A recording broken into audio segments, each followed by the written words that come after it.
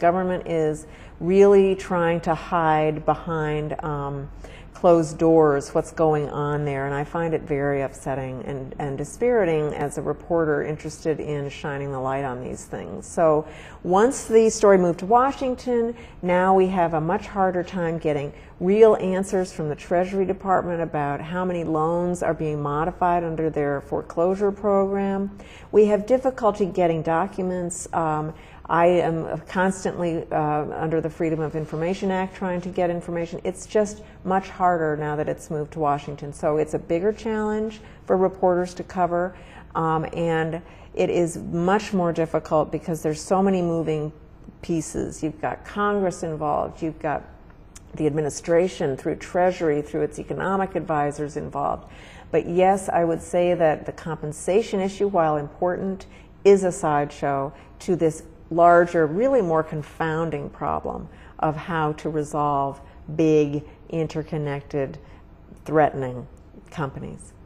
And do you think that that bigger challenge is sometimes a deterrent to good reporting on all of this? Absolutely.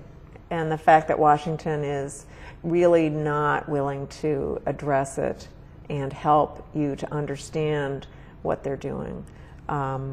You know, when you first get wind of a bill that's maybe going to help regulate derivatives, for instance, I mean, trying to read it is just mind-boggling. I mean, the language, first of all, is just impenetrable. I mean, it makes an annual report or an accounting statement look like, you know, Leo Tolstoy.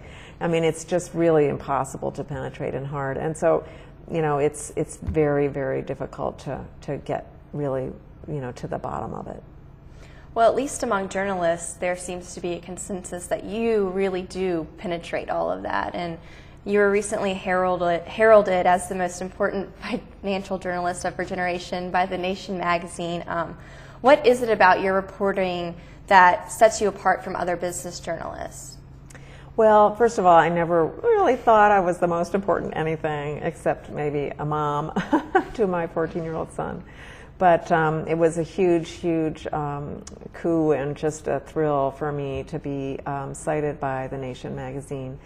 You know, really what I try to do is just clear the fog for the everyday investor, the everyday homeowner, the everyday reader, to really understand, because these powerful people, whether it's in business or in government, really obfuscate and really do it on purpose, I'm persuaded. And it's, you know, information can set you free, and so you really need to understand that. And so there's plenty of material for me to you know, indulge my desire to really get to the bottom of these issues and to get to what is closest to the truth that I can discern.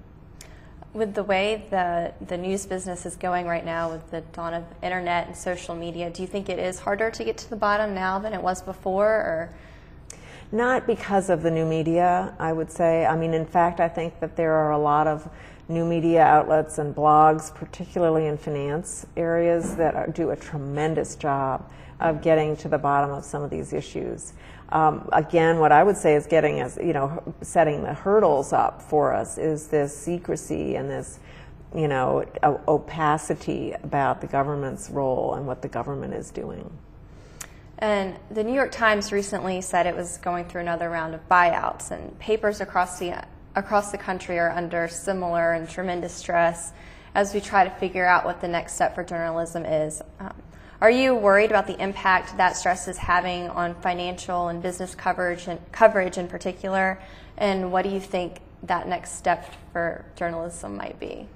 Well, I think that it's very hard to continue to put out a product that's, you know, not only accurate but thorough, you know, that speaks truth to power, with depleted newsroom, you know, resources. The New York Times has held off, you know, longer than most, and you know, my hat's off to our publisher for making sure that the newsroom was the last to have to undergo these cuts. But it's a fact of life that, you know, we have to figure out how to monetize the immense interest in our website. We have to understand that the advertising model that paid for most of the freight for the newspaper business is no longer working, that circulation is now going to have to carry more of the weight. And so understanding how to get to a point where you can be profitable at the same time that you have a newsroom that's incredibly expensive to run. I mean, we have bureaus in overseas in Baghdad where just the insurance policy alone for each member of the bureau is in the thousands of dollars a month. These are expenses. Reporting on war in war zones is costly, and so if you want to get that kind of information, it's going to cost you. So figuring out how to make sure that what we do is paid for by readers or a mixture of readers and advertisers, that's the key. I'm glad I don't have to make that decision or try to come up with what the right answer is, but you cannot give it away for nothing. It's too expensive and it's too prized. Well, thank you so much for joining us today, and you can find more at our website, rockbridgereport.wlu.edu. Thanks for joining us. I'm Cameron Steele. All right. That work? Mm-hmm. Okay.